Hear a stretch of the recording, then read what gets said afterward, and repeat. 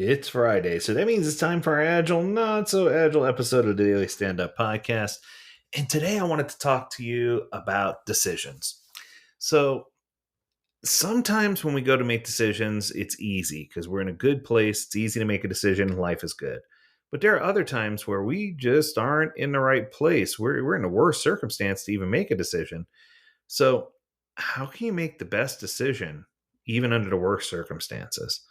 So let's start by saying making good decisions under stress is a super skill that can get your attention, make you stand out, and build credibility, whether it's at work or at home. So the first thing you have to consider is when making decisions under suboptimal conditions, the situation is not in our favor. We have incomplete details. There could be an issue that requires urgent attention. Most of us tend to mess up the most in those situations. We overreact, we hurry, we let our biases prevent us from making good choices. We assume that the given conditions and constraints under which we operate and that this is going to be the best that we can do. However, we all know most of the time our best is simply not good enough because we blame it on our circumstances and fail to learn from our mistakes instead of taking responsibility for the actions. This creates a cycle of stress and anxiety every time we're faced with a difficult situation.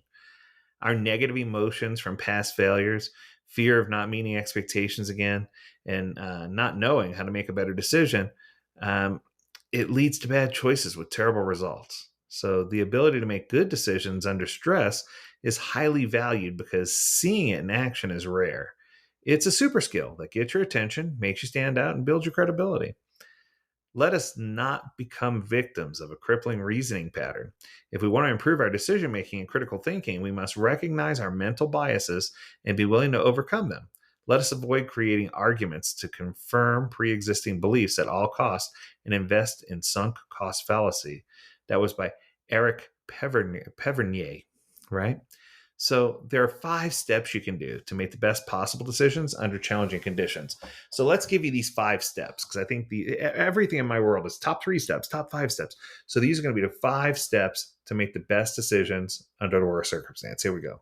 Number 1, slow down. You may start panicking when you're running against the time clock or the situation demands that you move fast. But the panic reflects it in your tone of voice and in your body language, but it also directly affects the way that you think. So let's decide fast. We need to do it now. We don't have an entire day.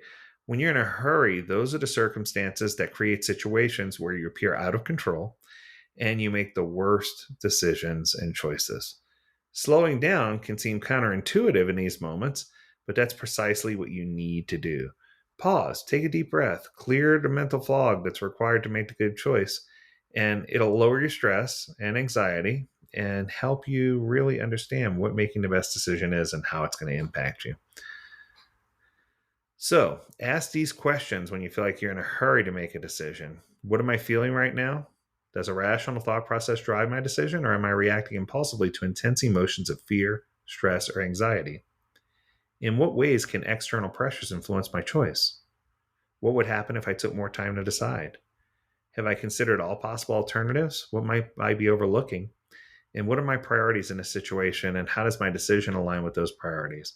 What I'm looking at here is, anytime I'm with my wife and we're making an important decision, if someone's trying to pressure us to make a decision right then, she's like, if I can't have the same exact information and details tomorrow, then I'm not making a decision today. And I just thought that was a really smart life lesson, right? Don't let pressure force you into a decision. Ask questions. The biggest mistake that we make when making a decision in a tough situation is failing to have all the answers. Not knowing something not only hurts our ego, but it makes a decision when we try to do it all by ourselves, it becomes a matter of pride and self-esteem. If you don't ask questions and seek alternative perspectives and invite disagreement, you feel like it's going to undermine your authority and judgment, but in actuality, that's what helps you make good decisions. They aren't made in silos or relying on your own knowledge or the knowledge of one single person. Utilizing a collective wisdom helps you overcome biases and explore options that you may not otherwise consider. So you can ask the questions, how do others feel about the different options? What other alternatives do we have yet to consider? What potential risks do we see in our choice? What could go wrong? What could go right? How likely are these outcomes? If others were to pick an option without me, what would they choose and why? I think that you need to consider all the different things on the table before you make a decision. And that includes considering second order effects. So, how often do we optimize for long term gain and the cost of short term pain when making decisions? A good process for making decisions required second order thinking, which unravels implications of our decisions by considering their future consequences.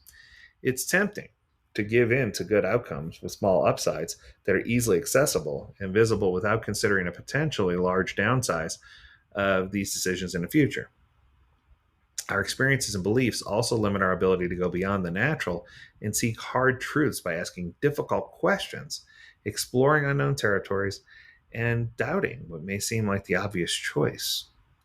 Second order thinking is a mental model that requires going out of our comfort zone and stepping into the unknown. It requires analyzing the potential impact of our decisions in the future by asking three questions. How can I make decisions with positive outcomes compounded in the future? Is this decision attractive only because it has an immediate effect that's positive? Um, what could be the potential downside of this decision, and what would be its effect later? If you go beyond intuition and seek unconventional solutions by applying second order thinking philosophies, that's what's going to separate great thinkers from the ordinary. Okay. The next one is the most obvious. Pay attention to bias. The science of behavioral economics tells us that once we've made a decision, even an illogical one, we tend to cling to it. We believe a certain line of thinking is right and filter out dissenting information while seeking information that confirms our original point of view. Psychologists often refer to this as confirmation bias. Another bias that impacts our decision making is relying solely on our instincts. Um, so, when you make decisions quickly based on experience, which is a crucial source of noise and bias, it tempts us to resist premature intuition and says intuition should not be banned, but it should be informed, disciplined, and delayed. If you're trying to catch yourself there, ask these questions. Am I relying solely on my intuition to make this decision? How am I sure this data is not biased? What other dissenting pieces of information have I considered? What do others have to say about my decision? If you combine your intuitive reasoning with scientific research and knowledge and data, you can ask others for disconfirming opinions and pieces of evidence that enable you to see both sides of an argument, not only the one that appeals to you. And then, of course, apply to 5 whys. This came from Toyota and Covey. And it talks about what went wrong. Why did you make the mistake? Was the error avoidable or unavoidable? How can you fix it? What does this mistake teach you about yourself? And the 5 whys are, if you ask why 5 times over and over again, you're going to get, the answer that you seek. And sometimes it's not even the why. The question is not even why. It could be why, then a how, then another why, right? So it's one of those things. Why did we fix a deployed break downstream that was dependent on our data? If you're in a business setting, right? Why do you feel like this upset you the way that it did? It's supposed to be simple. So without digging deeper, we might settle for the first answer that comes to our mind, hardly an answer that we need to solve the problem or prevent it from occurring again. But the 5 whys as a general guideline is a good way for you to really make informed decisions that are going to last. But this doesn't just apply at work. Being a good decision maker means that you're learning lessons and that you're creating an environment, a container where it's safe for anyone to make a decision. And by you understanding the steps to make good decisions and by applying those steps to all those around you, it's going to help you have better relationships with your spouse, partner, with your children, with the other family members. It's just really going to help you build and grow relationships with it, which is what this life is all about.